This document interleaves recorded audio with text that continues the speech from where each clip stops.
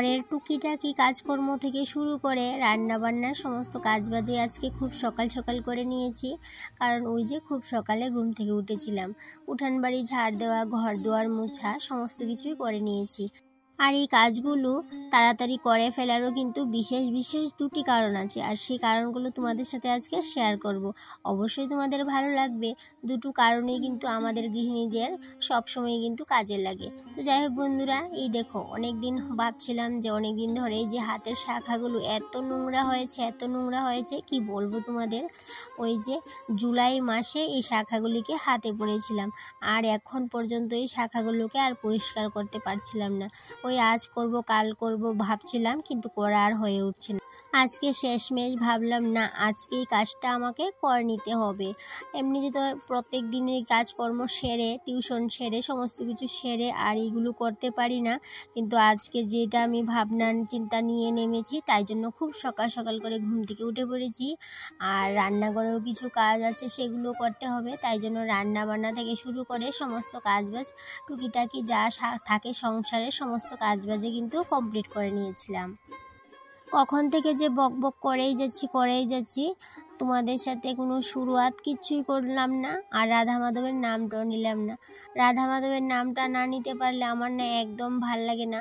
এমনিতে তো সারাক্ষণই আমার মনের মধ্যে রাধারানী রাধা মাধব থাকে, তারপরেও তোমাদের সাথে ব্লগের মধ্যেও যদি আমি রাধারানী রাধা মাধবের কথা না বলতে পারি একবারের জন্য, আমার কিন্তু একদমই ভালো লাগে না। তো গুড মর্নিং বন্ধুরা, কেমন আছো সবাই? আশা করছি রাধা মাধবের কৃপায় সবাই ভালো আছো। তবে আমিও ভালোই আছি। 2 দিন জ্বর ছিল, এখন কিন্তু জ্বরটা নেই, এখন বেশ ভালো আছি। আর সংসারের কাজে আবার আগের মতো মনোযোগ দিতে পেরেছি। তো সকাল সকাল উঠেই যে বললাম রান্না বান্না শেষ, সমস্ত কাজবাজ, তারপরে কাপড় ধোয়ার প্ল্যানটা তো ছিল না, হঠাৎই আমার প্ল্যান কিন্তু আবার হঠাৎই চলে আসে কাপড় ধোয়ার প্ল্যানটার বিষয়টা। কিন্তু অন্যান্য কাজগুলো আমি প্ল্যান মাফিকই করে থাকি। তো প্রথমে ভেবেছিলাম যে এই ছেলের কাপড়গুলাই ধুয়ে দেব, তারপর হঠাৎ ভাবলাম না এই বেডশিটটাও ধুয়ে নেই। তো সেদিন যে বেডশিটটা চেঞ্জ করলাম সেটা তো আর ধোয়া হয়নি। বড়দের মুখে শুনেছি যে শনিবার, মঙ্গলবার, বৃহস্পতিবার হাতের শাখা খুলতে নেই। তো তাই জন্য কিন্তু যখনই আমি শাখা পরিষ্কার করব বলে ভাবি, সেই দিনটাই হয়তোবা শনিবার, নয়তোবা মঙ্গলবার, নয়তোবা বৃহস্পতিবার পড়ে যায়। তো কেন জানি না এরকমটা হয়ে যায়। কিন্তু আজকে গতকালকেই প্ল্যান করে নিয়েছিলাম, আজকে যেহেতু শুক্রবার, আজকে তো কোনো প্রবলেম নেই। তাই জন্য আজকে সকাল সকাল উঠে ঘরের কাজবাজ সমস্ত কিছু শেষ করে নিয়েছি। আর এবার কিন্তু খুব শান্তি মনে এই যে শাখাগুলো পরিষ্কার করে নিতে পারবো। হয়তোবা তোমরা অনেকেই বুঝতে পেরে গেছো কেন আমি হাতের মধ্যে গামছাটা এই যে এইভাবে করে পেঁচিয়ে নিলাম। কেন পেঁচিয়ে নিয়েছি বলো তো? হয়তোবা অনেকে জানো না, আমি মনে করি যে এই কথাটা সবারই জানা। তারপরেও কিছু কিছু আমরা গৃহবধূরা হয়তোবা জানি না এই কথাটা। কারণ আমরা যখন হাত থেকে শাখা খুলি তখন কিন্তু একদম শূন্য হাতটা আমাদের দেখতে নেই। তাই জন্য এইভাবে করে শাখাটা হাত থেকে খোলার সময় এইভাবে করে যেই কোনো একটা কাপড় দিয়ে হাতটাকে ঢেকে নিতে হয়, তারপর শাখাটাকে খুলতে হয়। তো আমিও এইভাবে করেই করি সবসময়, কারণ আমি শূন্য হাত কখনোই দেখি না, কারণ এইভাবে নাকি করতে নেই। যতই কাজ গুছিয়ে করি না কেন একটু এলোমেলো হয়েই যায় মাঝে মধ্যে। এই যে সকালে বাসনকুসনগুলো এখানে ধুয়ে মেলে দিয়েছিলাম, ভেবেছিলাম বাসনগুলা যেহেতু জল জড়ে গেছে ওগুলাকে নিয়ে আমি রান্নাঘরে গুছিয়ে রেখে দেব। কিন্তু ভাবতে ভাবতেই শেষ কখন যে আবার এই কথাটা মাথা থেকে বেরিয়ে গেল। ওই যে বললাম যে এলোমেলো হয়েই যায় মাঝে মধ্যে, সেটাও কিন্তু একটা এলোমেলোর পার্টের মধ্যেই পড়ছে। তো এদিকে দেখো শাখাগুলো আমি পুরান শাখাগুলো পরে যে এখন এই শাখাগুলোর মধ্যে আমি যেই জিনিসটা লাগাবো তোমাদের সাথে শেয়ার করব, যে কোন জিনিসটা আমি মেখে এখন রেখে দেব 1 ঘন্টা বা 1.5 ঘন্টা, যে যতক্ষণ সময় রাখতে পারো ততই ভালো। আর একটু বেশি সময় রাখলেও কোনো সমস্যা নাই। তো একটু কম সময় রাখলে একটু ঘষা মাজাটা একটু বেশিই করতে হয়, কিন্তু একটু বেশি সময় রাখলে ঘষা মাজাটা একটু কম করলেই চলে। এদিকে দেখো নিয়ে নিলাম তারপর একটা কলগেট, আর এই দুইটা শাখার মধ্যেই কিন্তু আমি কলগেট ভালো করে মাখিয়ে নেব। আর যেহেতু এই শাখাগুলো একটু কেরি কাটার মতো, তাই জন্য কিন্তু ময়লাটা ভালোই বোঝা যাচ্ছে। আর আমাদের এখানে জলটা যেহেতু অনেকটাই আয়রনযুক্ত, তার জন্য কিন্তু আরও তাড়াতাড়ি শাখাগুলো না অনেকটাই নোংরা হয়ে যায়। তো তোমরা কে কীভাবে শাখা পরিষ্কার করো অবশ্যই আমাকে কমেন্টে জানিও। আমি তো এইভাবেই পরিষ্কার করে থাকি।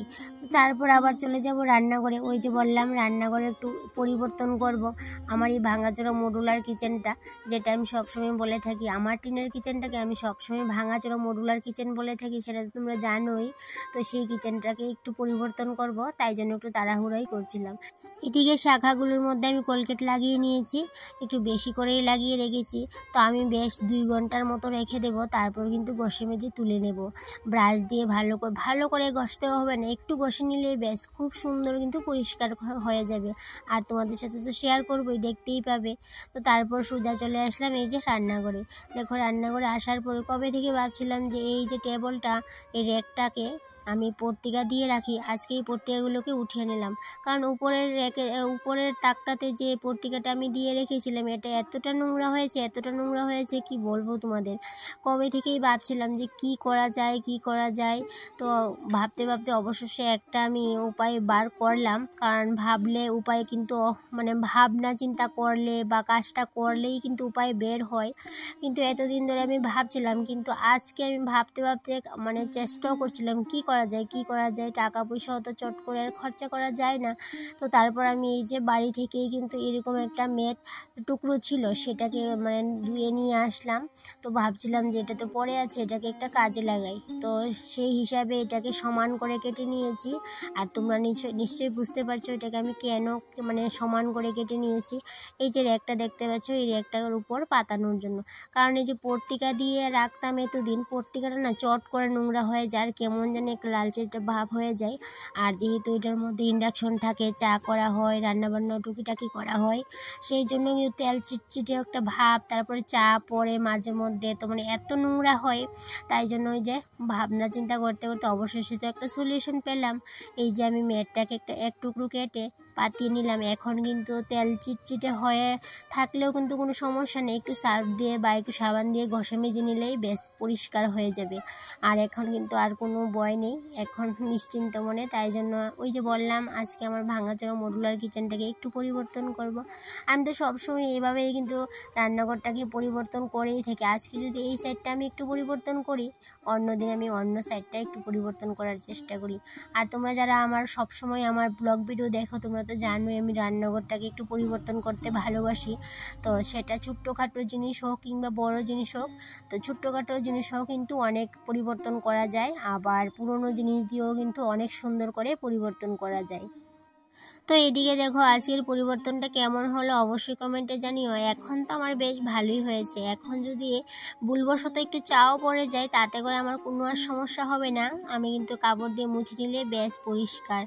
এখন ওই যে মাথা থেকে কবে থেকেই চিন্তা যে পত্রিকা পাতিয়ে কতদিন রাখা যায় বলো তো। পত্রিকা পাতিয়ে রাখলে না অনেকটাই কিন্তু নোংরা হয়ে যায়, কেমন জানি একটা কালচে লালচে ভাব হয়ে থাকে, আর দেখতে না অনেক বিশ্রী লাগে।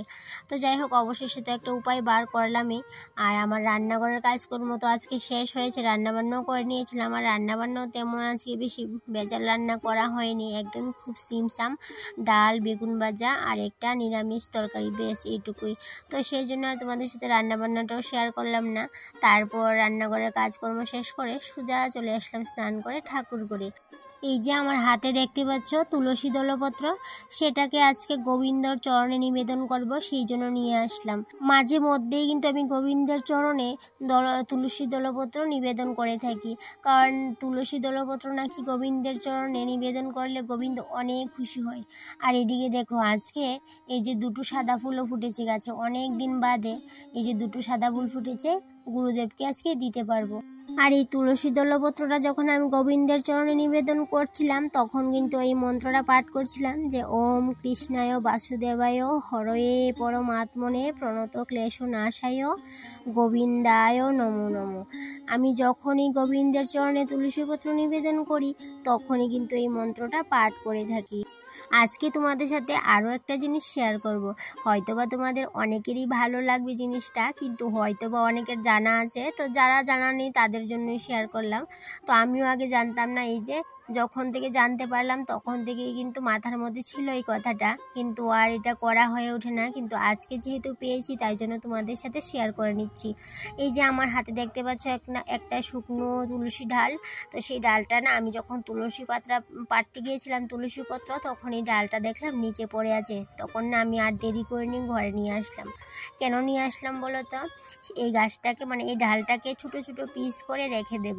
আর কেন পিস পিস করে রেখে দেবো বলো তো? এই যে একাদশী, দ্বাদশী, তারপরে রবিবার, এই দিনগুলোতে তো তুলসী পত্র পাড়তে নেই। আর রবিবারে তো মা তুলসী দেবীকেও জল দান করতে নেই, বৃন্দা দেবীকে। তো যখন আমার মনে থাকে তখন তো আমি তুলসী পত্র আগের দিনই পেরে রেখে দিই। কিন্তু অনেক সময় কিন্তু এমনও হয়ে যায় যে আমার খেয়াল থাকে না বা আমি বাড়িতে থাকি না, তখন হয়তো বা এই দিন রবিবার পড়ে যায়, হয়তো বা অনেক সময় একাদশী পড়ে যায়, দ্বাদশী পড়ে যায়। তখন আমি কি করব বলো তো? তুলসী পত্র ছাড়া তো একদমই পুজো কমপ্লিট না, পুজো সম্পন্ন হয় না, তো গ্রহণ করে না পুজো দেবীরা, ভগবান গ্রহণ করেন না। তো তাই জন্য আমি কি করি বলো তো? বাধ্য হয়ে তুলসী পত্র আমি গাছ থেকে নিয়ে আসি। কিন্তু এটা তো একদমই ঠিক না। কিন্তু কোনো একজন মহারাজের মুখে আমি শুনেছিলাম যে যখন এই দিনগুলোতে আমাদের কাছে তুলসী পত্র থাকবে না, তখন যদি আমরা শুকনো তুলসী ডাল গড়ে আগে থেকে এইভাবে করে পিস পিস করে ভেঙে রেখে দিই, তাহলে কিন্তু ওই তুলসী পত্রের বদলে এই ডালগুলোকে কিন্তু আমরা দিতে পারি। তাই জন্য আমি আজকে এই তুলসী ডালটাকে সুন্দর করে পিস পিস করে রেখে দিয়েছি। আর এদিকে দেখো, ওই যে বললাম শাখাগুলোকে মেজে ঘষে তোমাদের দেখাবো। দেখো কতটা পরিষ্কার, কতটা ঝকঝকে হয়েছে, কি বলবো, মানে এতটুকুও কিন্তু ময়লা নেই, খুব সুন্দর পরিষ্কার হয়ে গেছে। আর আমার কিন্তু বেশিক্ষণ ঘষতেও হয়নি, একটু জাস্ট ব্রাশটাকে দিয়ে হালকা হালকা ঘষে নিয়েছিলাম, আর বেশ অনেক পরিষ্কার হয়ে গেছে। তো বন্ধুরা, তাহলে আজকে এই পর্যন্তই, টাটা।